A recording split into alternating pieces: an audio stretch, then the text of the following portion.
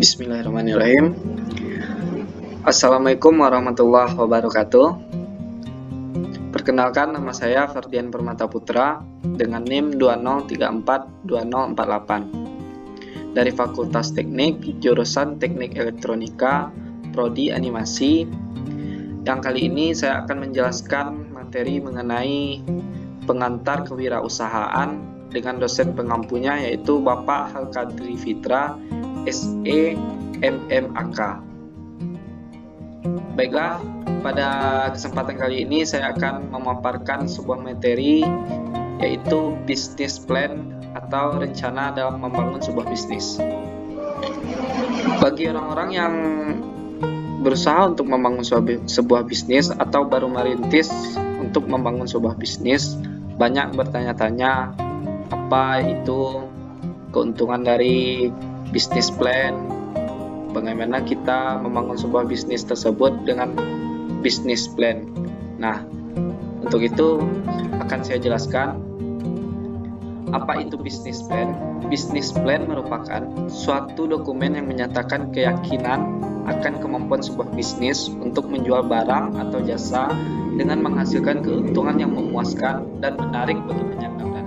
Business plan merupakan dokumen tertulis yang menjelaskan rencana atau pengusaha untuk memanfaatkan peluang-peluang usaha yang terdapat di lingkungan eksternal perusahaan, menjelaskan keunggulan bersaing, serta menjelaskan berbagai langkah yang harus dilakukan untuk menjadikan peluang usaha tersebut menjadi suatu bentuk usaha yang nyata. Business plan adalah sebuah dokumen yang mengungkapkan daya tarik harapan sebuah bisnis kepada penyandang dana potensial. Business plan membantu menentukan akan menjadi seperti apa perusahaan itu nantinya, siapa yang akan mengoperasikannya, dan bagaimana tingkat pengalaman mereka bekerja, dan area persaingan yang akan diambil, serta nilai jual unik yang diharapkan akan membawa keberhasilan. Nah, selanjutnya, untuk membuat rencana bisnis atau bisnis plan, di dalamnya harus termasuk 6 unsur ini, yaitu yang pertama, produk apa yang akan kita buat. 2, mengapa produk itu dibuat. 3, bagaimana membuat produk. 4, siapa pasarnya atau pembelinya nanti. 5, kapan produk itu harus dibuat. 6, di mana produk itu akan dibuat atau di mana bisnis akan dilakukan. Setelah 6 unsur tersebut sudah dibuat, selanjutnya tahap-tahap penyusun bisnis plan. Yang pertama ada itu tahap ide usaha, yang kedua perumusan konsep usaha, 3 tahap studi kelayakan usaha atau feasibility study, 4 tahap penyusun rencana bisnis. Baik, kita masuk pada tahap pertama, yaitu tahap ide usaha. Ide adalah sesuatu yang muncul dan berkembang di dalam benak pikiran manusia. Ide laksana sebuah bola salju, semakin lama ide tersebut bergulir di dalam benak pengusaha, maka ide tersebut akan semakin tumbuh, membesar, dan memberikan motivasi yang lebih kuat bagi pengusaha untuk meneliti dan mewujudkan ide tersebut. Dapat ide. Yang kedua, tahap perumusan konsep usaha. Untuk mewujudkan ide usaha menjadi kenyataan, maka ide usaha harus dirumuskan menjadi konsep usaha. Konsep usaha adalah penjabaran suatu ide usaha ke dalam dimensi-dimensi bisnis yang relevan. Misalnya, pengusaha memiliki ide usaha untuk mendirikan rumah makan, maka dia harus menjabarkan ide tersebut ke dalam konsep usaha yang jelas menjadi dimensi-dimensi usaha yang lebih detail. 3. Tahap studi kelayakan usaha atau feasibility study. Tahap selanjutnya adalah konsep usaha tersebut terlebih dahulu harus dinilai kelayakan usahanya. Berbagai faktor yang harus dipertimbangkan di dalamnya, melakukan analisis kelayakan usaha dari suatu rencana usaha baru yang mencakup aspek-aspek sebagai berikut. Yang pertama yaitu kelayakan pasar atau pemasarannya. Kelayakan pasar dan pemasaran ini Terdapat juga beberapa poin di dalamnya, yaitu potensial pasar, market share, produk, harga, distribusi, promosi, segmenting, targeting, dan possession. Yang kedua, kelayakan operasional atau teknis. Di dalamnya terdapat poin pasokan bahan, proses produksi, mesin dan peralatan, kebutuhan tenaga skill maupun unskill. Yang C atau yang ketiga, kelayakan manajemen klien organisasi. Di dalamnya terdapat poin desain organisasi dan kebutuhan staf.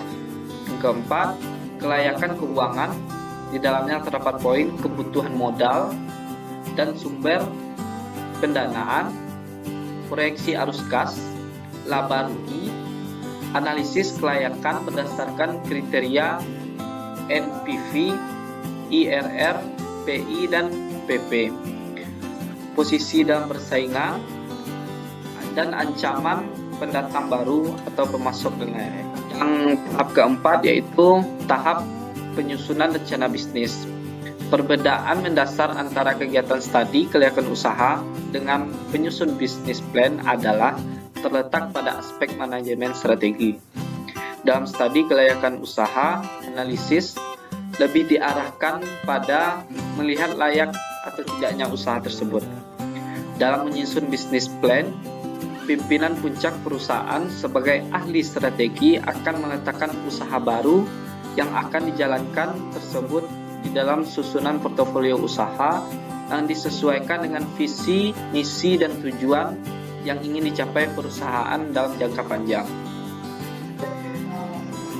Nah, selanjutnya, dan untuk yang teman-teman ketahui, apa saja yang harus masuk dalam bisnis plan, yaitu executive summary, yaitu suatu atau dua halaman yang menjelaskan tentang usaha Anda, termasuk sasaran bisnis, operasional, upaya pemasaran, dan model pendapatan.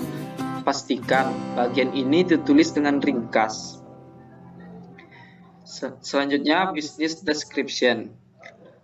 Apa yang perusahaan Anda akan lakukan, bagaimana hal itu akan membuat keuntungan. Selanjutnya, local marketing dan competitive landscape.